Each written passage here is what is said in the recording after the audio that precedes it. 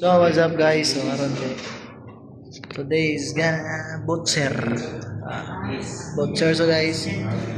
So namin dito sa Ibib Training Center. So hi kayo. Sayon kilang tawag ko sa buhaton. So guys, kung ano magpa-enroll, kanina mo sa Ibib Training Center located at Cagayan de Oro City, area sa Cogon. That's Cogon. So Corales Burha. sa Corales Bulha. Ay, bes kato na katanan. Corales Bulha. So, Cagayan de Oro City. So, karon guys, kay nag-event sila sa Carcass. So, kung sa may imong nakon, kung sa man imong na experience mo.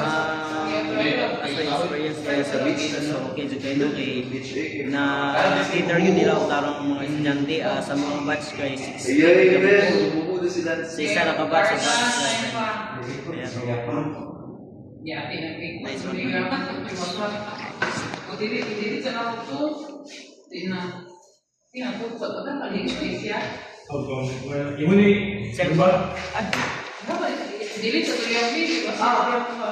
So, aron guys, kay nagkuhan si sir, kini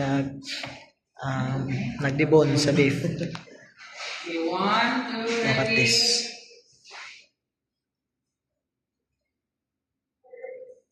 Good day, I am Oscar Cortez Jr., butcher deboner from Cagayan de Oro City, Philippines. Today I'm going to show you how to debone pork quarter beef.